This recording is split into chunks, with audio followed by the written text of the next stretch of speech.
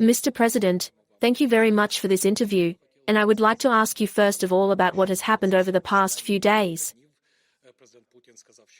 President Putin said that he would take action in response to your attack, and now we have seen it. Thank you very much for being here in Ukraine and seeing it. Alas, but nevertheless, you have experienced it for yourself what every night in Ukraine is like for our people.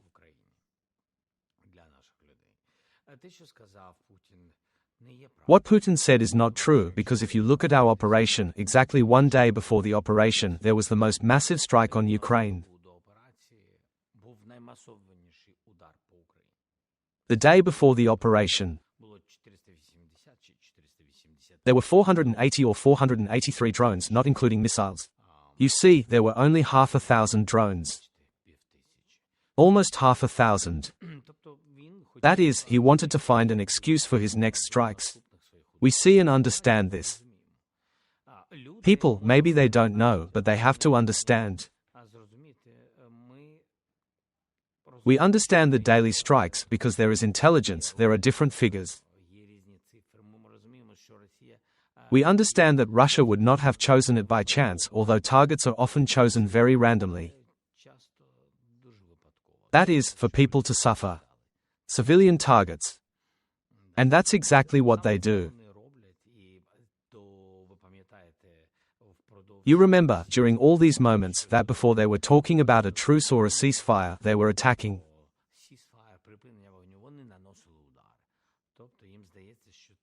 That is, it seems to them that with such pressure they will influence the political situation later.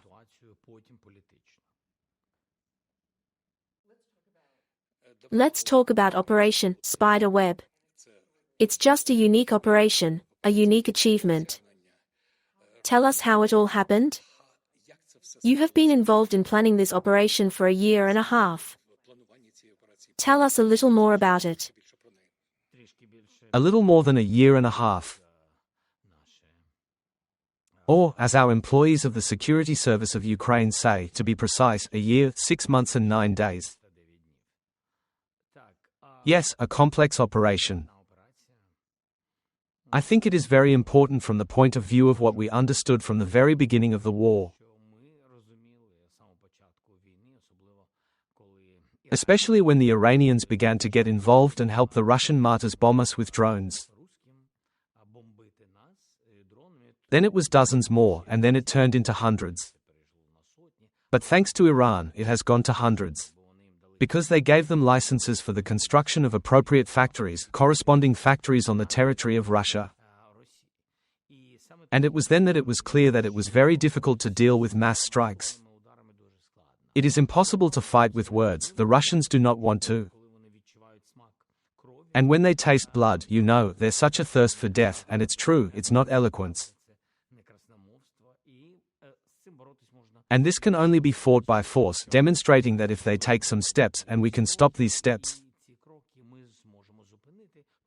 then they are ready for something, probably, and that, to be honest, between us, probably. And then it was clear and the task was set by me. We must do everything to make the Russians feel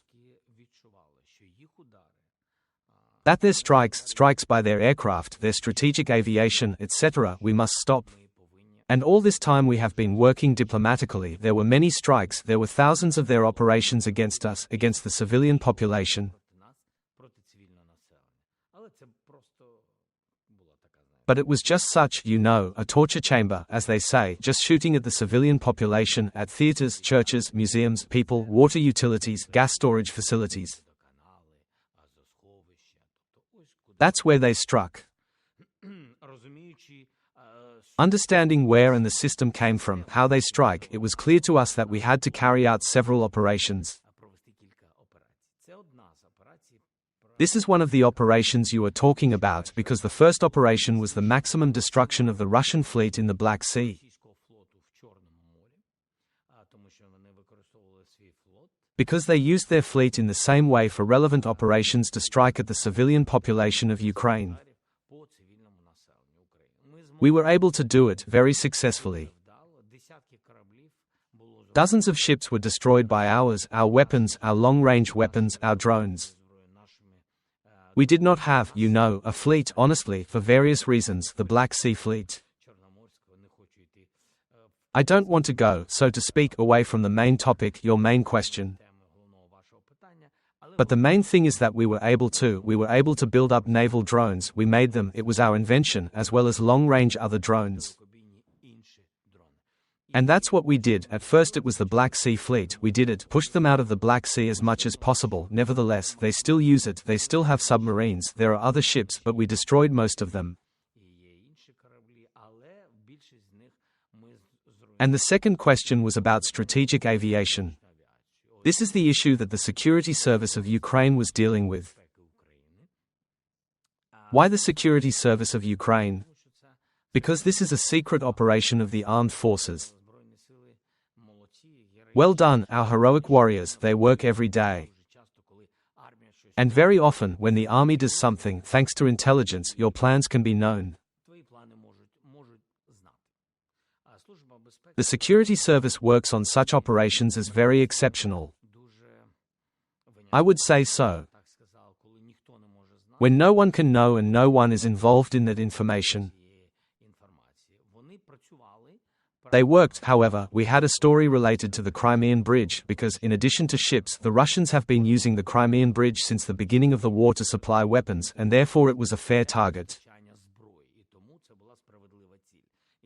And the service worked on this bridge, there were very successful steps, there were steps, let's say, we call it when it was successful, but not everything turned out what we wanted, we call 7 to 8, let's say, not 10 points, but 7 to 8. This is how it was with the Crimean Bridge, but there was a 10-point operation on ships. And this operation that you mentioned is really a very strong operation.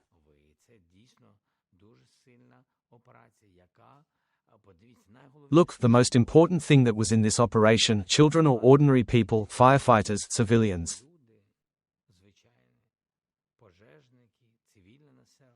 No one was injured. Despite the fact that Russia came to our war and they are our enemy.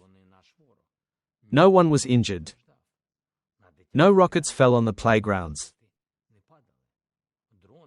The drones did not kill a single civilian, there were no deaths, nothing.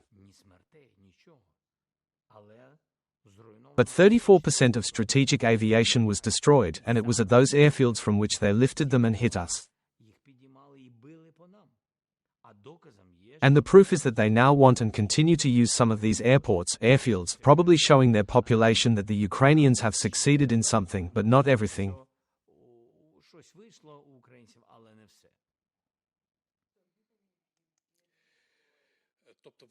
That is, you are convinced that somewhere around 40 planes, or from 25 to 20? We think and we have analytics that 34% of their strategic aircraft were destroyed. And especially those planes that they used to attack our infrastructure, people, children. They killed many people, not only hundreds, but only thousands. From the same airfields? Yes. And this for us, we believe that the minimum is about 30%, 34%, and what we know is that it is about 41%, maybe 42%. But 41% are our established figures, 41 aircraft for 7 billion. Of course, these airfields are more than $7 billion for the Russians. And drones are not very expensive? No, not expensive. We use drones, which are cheap. And where were you personally during this physical operation? Have you watched its development, and how happy were you with its success? I was in constant contact with the head of the security service and with all the guys. I will not say where they were, it is, let's say, there are relevant points where they were located. And yes, I was in touch with the head. And when the operation took place, I saw the footage that the whole world, the whole of Ukraine, saw later. I awarded them. My reaction is absolutely clear. We have been preparing this operation for a long time, as a country. And I always ask them, no matter what, but it is very important to me how clean and successful the operation was. And the fact that, as I said, you see, the civilian population, you see, no one, neither families nor children, the fact that no one was injured, as our children suffer every day. And therefore, this operation was carried out flawlessly. I congratulated them, then I awarded them, and there are closed names that received the highest awards of our state from me personally. And I do not distribute these names. Those people, young people, very smart employees, very smart, with relevant knowledge. These are not just employees, these are people who understand technology, scientists with a good education.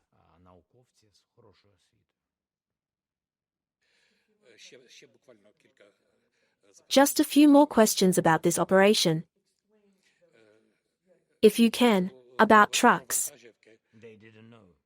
They didn't know. They didn't know what they were doing. They were just doing their job, driving a car. Of course, we used Ukrainians. And we only used our weapon. It was very important to me that we did not use. We do not use the weapon of our partners, not because we do not need them, but because these are only military targets. We do not use the weapon of our partners. This was my task because I did not want the Russians to say that Ukrainians use partner goods from the United States, Ukraine, France, Italy. They use partner loads, and they said yes. Therefore, I wanted to use a lot only what we produce, so that this operation is very clean. We heard that they knew which part of that plane to hit because you have planes in museums. Yes.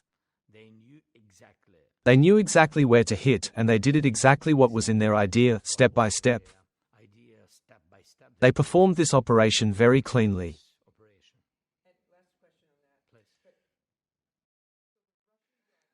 Russian drivers drive all over the country.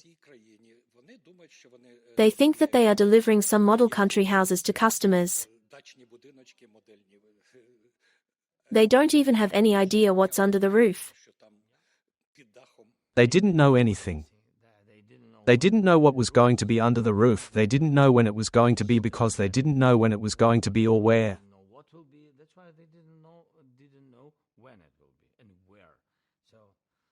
So I think it's very important.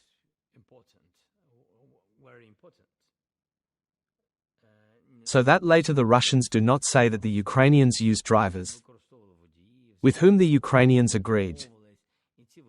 And these drivers were traitors to Russia, and so on. That is, it was very important for us to demonstrate the operation that Ukraine is conducting. And this is not terrorism, and this is not sabotage at all. This is a pure operation, as a step that showed, it seems to me, an important point. That we don't want to fight, let's stop everything. We ask you very much. You know, one journalist asked me. It was a woman, she asked me. Please tell me, it was a day after that. How did you meet in Istanbul, right? And please tell me if there was a ceasefire during the meeting. If, during the meeting in Istanbul, the Russians would have agreed to. What do you propose from the beginning? That is, we had. You are probably talking about a ceasefire. So the question was that within a month. It is clear that we have been preparing this operation for more than a year and a half. And the question was that during this month, there was talk of a ceasefire. The question was, if Russia, because you wanted. Ukraine really wanted a ceasefire, a complete and unconditional ceasefire. Any ceasefire, that's what we proposed. If Russia was able to accept the ceasefire, then this operation did not take place. I said, of course, that would be the case. That is why we defend us, and a ceasefire is a part or a step to peace, and that is why we need a ceasefire. That is, even when you have this unknown plan, it wouldn't be possible? Yes, of course. But we have to prepare such plans, and we have not stopped. We must support such plans because Russia does not know. We have no idea what will happen tomorrow from them. We don't know if they will stop this war. They don't want to. They do not want to stop the war. This is a problem. Are you convinced that they don't want to stop? Because they don't feel pressured. And Putin wants to regain the power of the Soviet Union. It's impossible. But I'm not sure that there are people who are able to explain it to him, and he will do it. And I'm sure that in order to do this, to achieve his goal, he needs to achieve this, first of all, with Ukraine.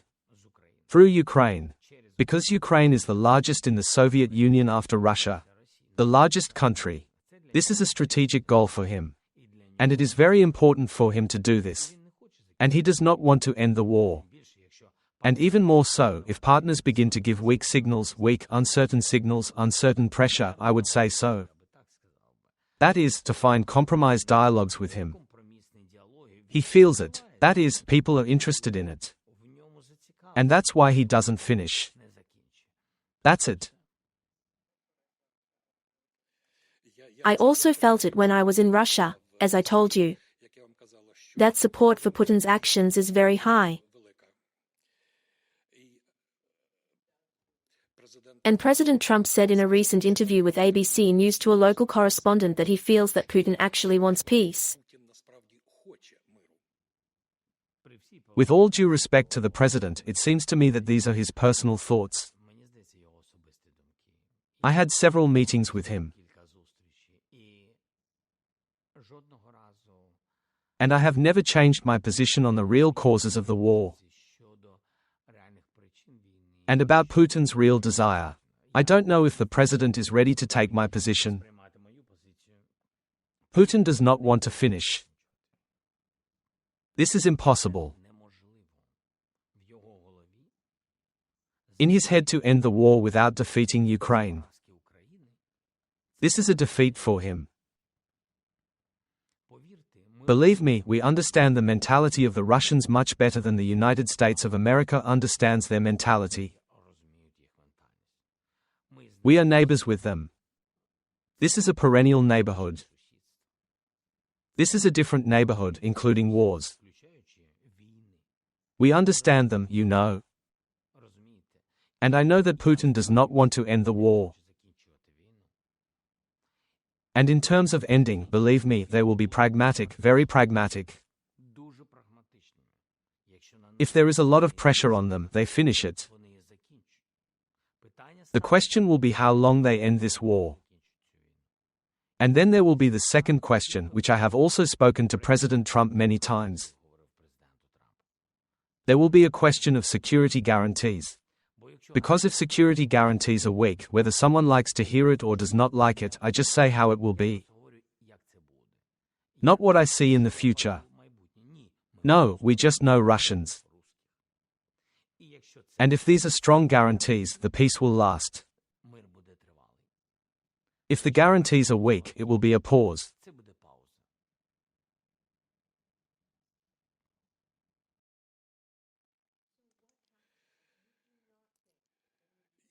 If you don't trust Putin so much, what happens next?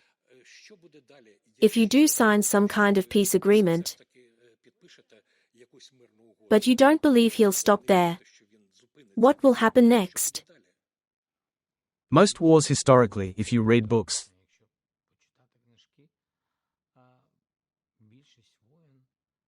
most wars ended when the parties did not begin to trust each other. Intermediaries helped, circumstances helped, common sense of third countries, the majority of the world, the strong of this world helped.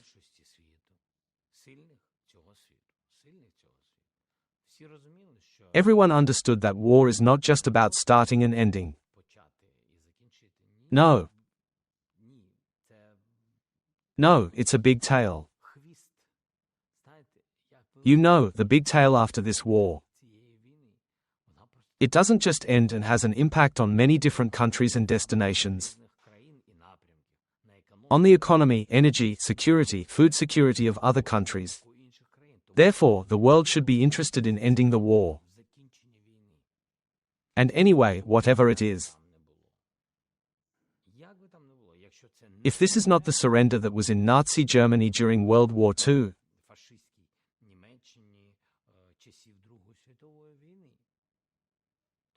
so most wars ended with some kind of agreement. This requires third parties who are ready to put pressure on the aggressor.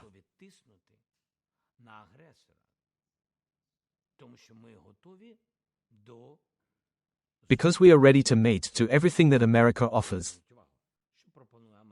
And for everything that America offered in different ways.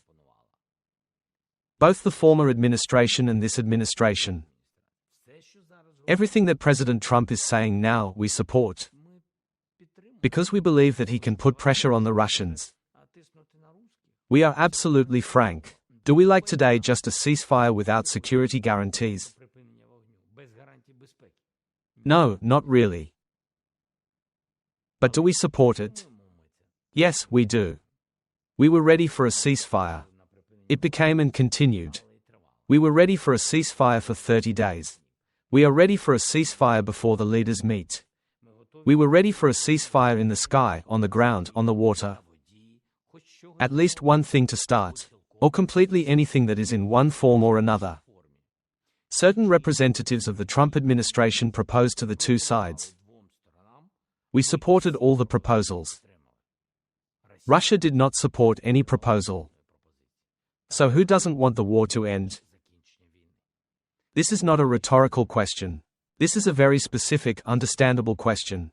And there is no need to bring this topic into philosophy.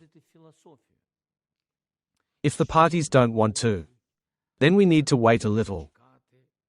This is not true. Our side wants, we do not want and did not want to start a war. We're not going to surrender to Putin. We are not ready for ultimatums. And we want the war to end. We are ready for a ceasefire, for a concrete ceasefire. Proposed by the American side. Which we saw as a guarantor of the control of the ceasefire and as a mediator.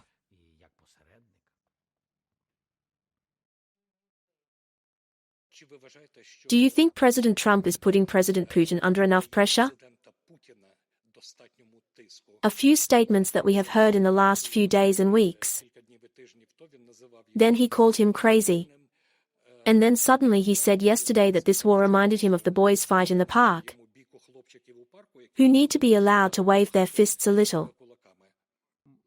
Everyone is free to express their thoughts. And I think that's an important argument and values.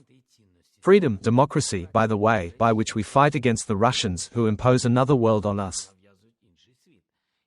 And President Trump. I don't think it's such an allegory about children.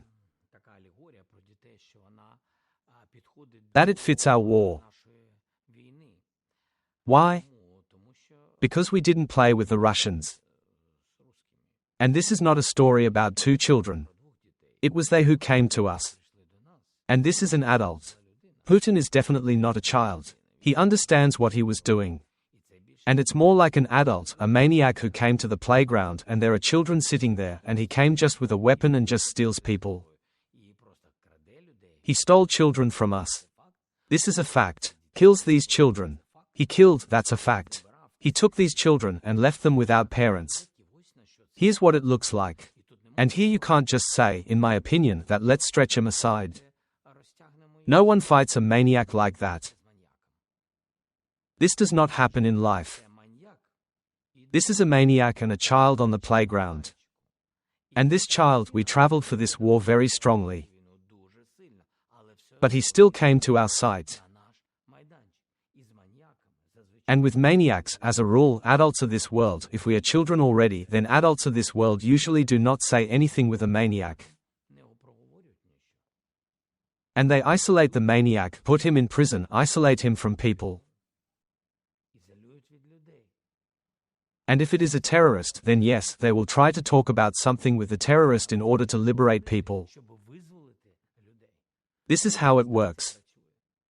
Putin does not hide the fact that he came to our land with weapons. He is proud of it. He says that he came to protect someone. Then before that, he said that he did not come here, it was not me. And now he is already proud of the fact that yes, he says frankly, I came there and will do it. Because I believe that historically this is our territory. This is a maniac, this is not a child. And do you have enough strength? I believe that the President of the United States has all this potential, all the instruments of pressure. In my opinion, there is. Starting from sanctions, economic blockades, weapons packages, the unification of other European leaders around them. Who want it? They all want to. They look to American President Donald Trump as the leader of the world. But a free and democratic world, sharing the same value with all of us. They look at him and say, please be a leader with us. Leader. You are the leader. You are the President of America, you are Donald Trump. Stop Putin. And we are Europeans, we will help you. Because Europe is not as strong as America. That's it. Europe will still have to become very strong. But this is ahead. We are talking today. Today is a struggle. And that's why President Trump can do all of this. I think so. And I want to thank the Senate here. And I know that there are positive signals from senators and congressmen regarding the package of sanctions that the United States of America is preparing. Lindsey Graham. I am grateful to him for such an initiative. They were here with Blumenthal and the senators. We are very grateful. These are good, strong steps. And how to speak differently with people who understand nothing but strength.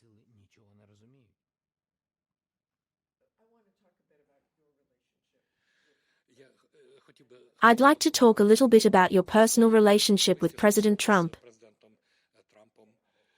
We remember that rally, that meeting in the Oval Office, which was called chaotic and terrible. I know that you have tried to fix this relationship personal. Tell us how you felt personally after that unpleasant incident in the Oval Office.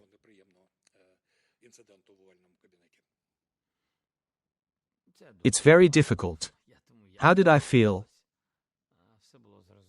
Everything was clear on the air. Everything was clear in the cells. You know, I always said at my last job that it is not necessary to hear an answer from a person. The camera doesn't lie. So it's absolutely clear how I felt. And it's absolutely clear what I was doing. I believe that the result of this meeting. I was completely blunt when I said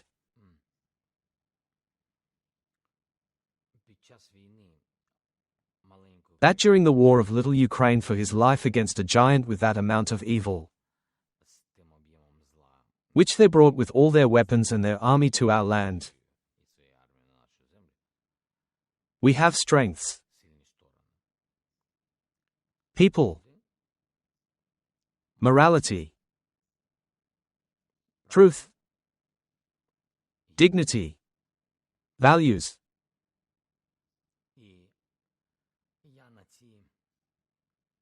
And I look at these 5 things with special respect.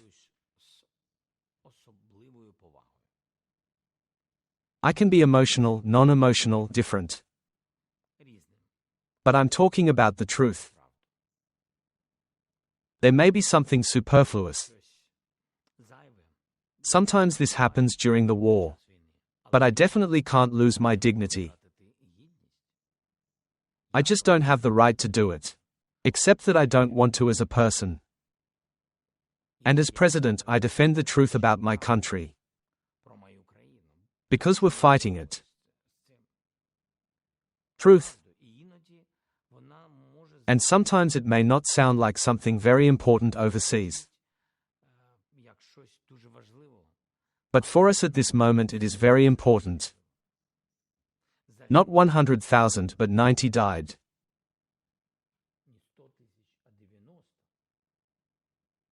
Conditionally. Not 20 missiles landed. A420. 631 children died in these 3 years alone. 631, and not on both sides of 100 children. These things are probably common to someone. And for me, they are very important. And I stand for such things. I don't want to offend anyone. I just did it at that meeting. And what happened, I said frankly, will not help both our countries. And so I really wanted our next meetings to be correct, just as honest, but correct. That do not threaten the unity of our people and our relations. And so I believe that the next we had meetings in the Vatican. It was short. Yes, there was a different format, but it was good and productive. The photos from the Vatican meeting are very powerful. You are sitting very close to each other, tense faces. You discuss important things. Has your relationship with President Trump changed for the better since that day? Do they stay tense? I don't know. I would like to believe that it is. I honestly say, I'd like to believe that yes. That we have a normal professional relationship. I don't have enough, I think, contacts with President Trump to talk about what kind of human relationship we have. Honestly, I'm telling you frankly. I wish I had more. Because I believe that there are people who communicate with him and they carry different information. With which, probably, you can agree or you can disagree. I would argue with some details. Just not because I'm against it. I don't want to be looked at that I'm against it. No, I'm just here. I know that here in Ukraine. And it seems to me that if you are here, you are in wartime, you are the president, you know some things more deeply. And I believe that human relations are trust. It is important. Trust is based on respect. And if there's respect, there's trust.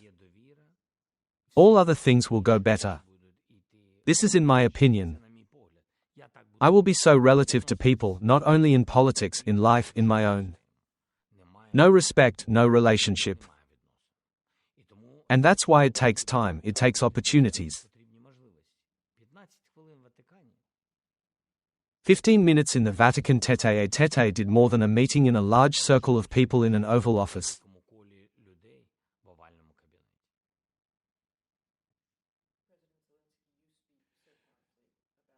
You always talk very emotionally and strongly about the losses that people suffer and how they suffer. Do you think that President Trump feels the full weight and all the tragedy of these losses that Ukraine carries, especially when he talks about 2 boys who fight in the park? You know, even parents in Ukraine, who are in Ukraine and who are fighting for the survival of their families and children, cannot feel all the pain of those parents, which children have been lost. This is impossible. I will never believe it. It is simply impossible. And the president. It's not about President Trump, it's about any person who isn't here.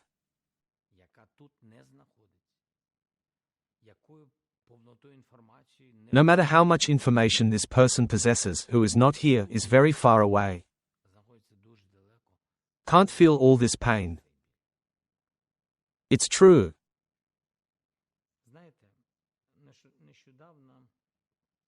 You know, we recently had a Children's Day. Who were killed by this war? All representatives of the diplomatic corps, a large number, dozens of people, gathered.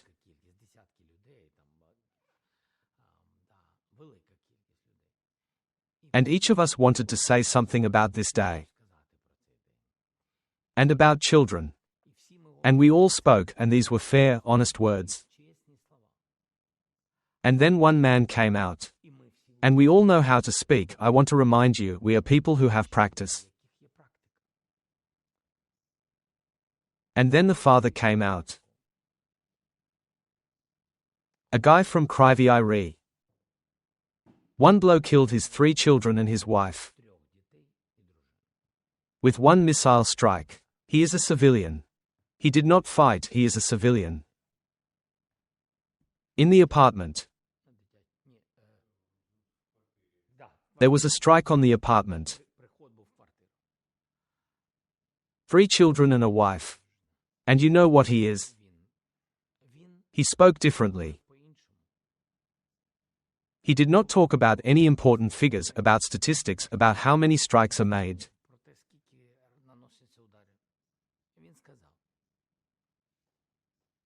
And he said, every morning when I wake up, I'm always looking for my family and I think that I just had a terrible dream. I'm looking for them nearby. And there are none. I'm going outside. I'm walking down the street. And the father comes and holds the hand of such a small child as I had. And when I see him holding a child's hand, I have physical pain. Just pain.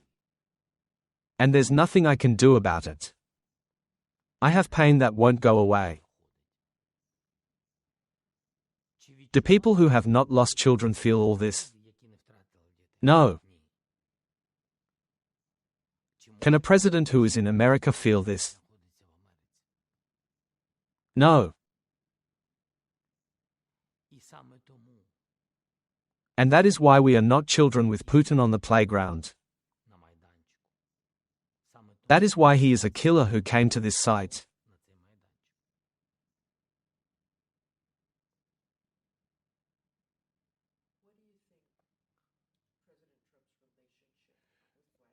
What do you think Putin has with Trump? Definitely longer than he has with me. And this is understandable because this is the discovery of the source. There is nothing new here. I think economic relations. And from the information I saw, he was not yet president. As I understand it, there was once a delegation and business relations, a lot of things. Putin has been in politics all his life and Trump has America. And in America, presidents change. And therefore, yes, economical and different. And the relationship, you know, of Russia with America. This is still a continuation of the line, in my opinion. Lines of geopolitical relations between America and the Soviet Union.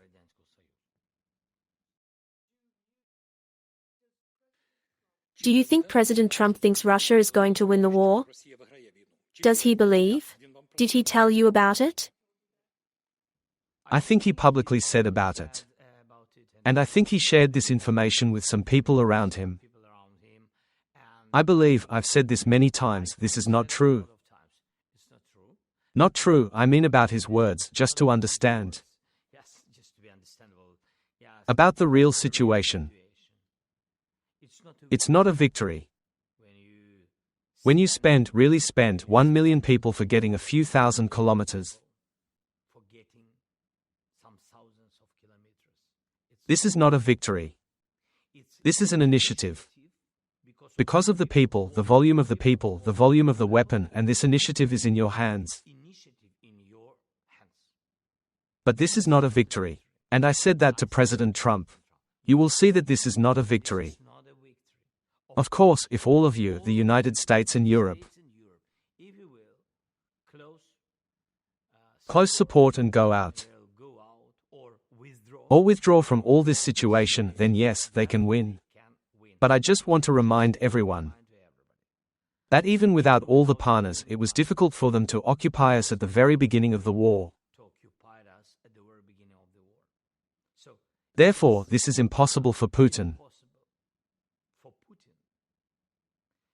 In such circumstances where we are to win this war,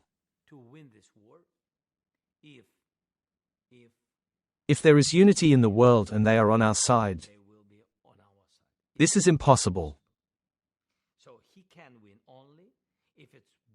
Therefore, he can only win if it is a very, very long war, many years and without sanctions. This is situation he really wants because he needs money for this war. And he wants to be in the Kremlin until he dies. Yes, this is his goal. That's why he wants to occupy us, to destroy us. His economy depends exactly on oil, on energy sector. And we must maintain sanctions as quickly as possible. We lost a lot of years. They could impose energy sanctions. And oil price caps $30, no more. And we lost 3 years. We gave them this money. Yes, they sold a large amount of energy. A big volume of energy. You know, China, India, Brazil and other countries. And it's the same with sanctions again, and with banking systems again, and with the defense sector, let's be honest.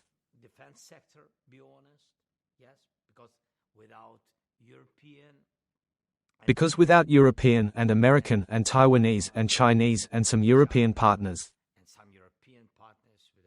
without the product of these companies, without the details they produce, Putin couldn't manage to produce such a large number of missiles. If there is no more American military aid, can Russia win? It is American. More chances. More quickly. But you know what we will have? We will make more losses. Many more losses. Without the help of the United States, they can provide us, for example, missiles for Patriots or not. Then they could stop. You've been here today. Thank you again, but you've been here. But yes, we use the Patriot system. Not enough. Not enough. But anyway, we used them. If the United States does not give or will not give us some missiles, what will be? More losses. More people whom will lose.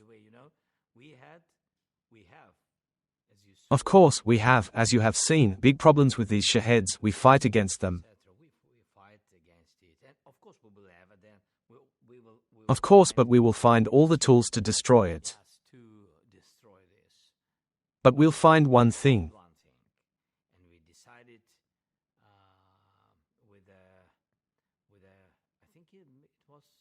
And we decided with Minister Austin. We have approved one project. And we counted on this project. 20,000 missiles. 20,000 missiles. Anti-Shahid missiles. It wasn't cheap, but it's a special technology. Therefore, we took into account these 20,000 missions. This morning, my Secretary of Defense told me that the US moved them to the Middle East. Everything you said today was not very optimistic, but meetings are planned from next Monday, new meetings. What do you expect from these meetings? In your opinion, Are we far from true peace? Honestly, we have come very close to the moment when it is possible to force Russia to end the war. At least stop her. We've come very close to that. We feel it. Our operation inside them. Although they are angry, Spiderweb. Although they are angry, they understand everything. They all understand that if there are such cases with 20,000 missiles, etc., then we will rely on our strength. And what are our strengths? Not to give us the opportunity to kill us, not to give us the opportunity to bomb us. That is, we will develop this direction then. And the Russians understand that if we develop this particular direction, we don't want to. We don't want the war to continue. But if the output is only this, we will fight for ourselves. We came very close. We need strong help from the United States. The United States needs unity with Europe and still put pressure on Putin. He doesn't want to end the war. But he can end the war due to pressure from partners. In my opinion, this gives a chance. And this definitely does not sound pessimistic. Definitely not pessimistic. I'm talking about reality. Do you think President Trump wants to impose these sanctions? He did not show very much signs of readiness yet. And he is the leader of the United States of America. He has to do it. I hope we believe very much. We believe that the United States of America is the leader of the civilized world.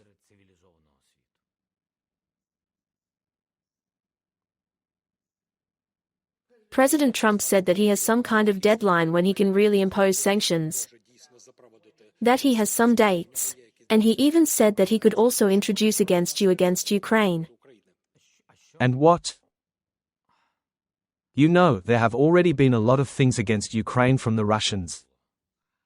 Here you definitely don't want anything from the United States of America. We support the proposals coming from the United States of America to end the war about any formats. That can bring us closer. About meetings in any formats, both at the technical level, at the level of leaders. We do all this anywhere. There is no need to look for a balance between us and the Russians. The Russians don't want that. Sometimes there is no alternative. Only the Russians do not want to end the war here. It doesn't matter who wants to impose sanctions on the Russians, they will not work. Here America must impose sanctions. There are no alternatives here. Neither in the first question nor in the second. Thank you very much, Mr. President. Thank you for coming.